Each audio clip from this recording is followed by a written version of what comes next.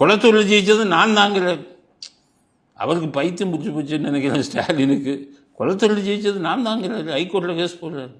பின்ன இருக்காதுங்களா?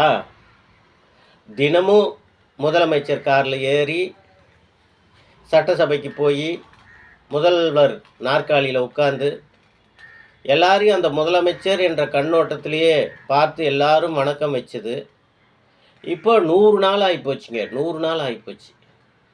காரில் ஏற முடியல, சட்டசபையில் இறங்க முடியல. ஒரு எதிர்க்கட்சி தலைவராக, ஒரு எம்எல்ஏவாக கூட இப்போது நாம் போக முடியாத ஒரு சூழ்நிலை இருக்குது. அப்படி இருக்கும்போது பைத்தியம் பிடிச்ச மாதிரி இருக்கத்தாங்க செய்யும்.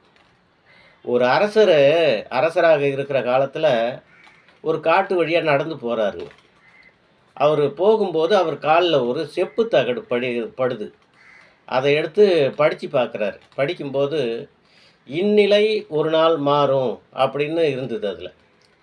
அவர் அதை தூக்கி போட்டுட்டு அவர் மட்டும் போயிட்டார். அரசு சபைக்கு மீண்டும் போயிட்டார். ஒரு காலகட்டத்தில் அவருடைய அரசு எதிரி அரசர்களால் அவருடைய நாட்டை, அவருடைய ராஜ்யத்தை கைப்பற்றப்பட்டு விட்டது. இப்போ மீண்டும் அந்த காட்டு வழியாக அந்த ராஜா வராருங்க. வர்ற நேரத்தில் அந்த தகடு இங்கே போட்டோமே அப்படின்னு எடுத்து பார்க்குறாரு. அந்த தகட்டை எடுத்து பார்க்கும்போது இந்நிலை ஒரு நாள் மாறும் அப்படின்னு எழுதப்பட்டது அப்படியே தான் இருக்குது. அப்போ தானே அந்த அரசர் நினச்சி பார்க்குறாரு, இந்த தகட்டில் இருக்கிற வாசகத்தை நம்ம அன்னைக்கே கருத்தில் கொண்டு இருந்தோம்னா நாம் அந்த ராஜ்யத்தை இழந்திருக்க மாட்டோம். சரி, இழந்தாலும் நாம் பெரிய அளவில் அதுக்காக நம்ம வருத்தப்பட மாட்டோம் அப்படின்னு நினச்சிக்கினாராம்.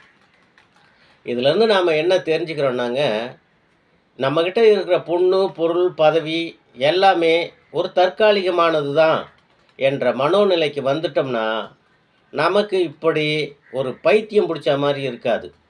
பொண்ணு, புள்ள எல்லாமே அப்படி தான். அதில் இந்த மிகப்பெரிய பதவியெல்லாம் இருந்துட்டு நம்ம இறங்கும்போது கண்டிப்பாக பைத்தியம் பிடிச்ச மாதிரி இருக்கத்தான் செய்யும்.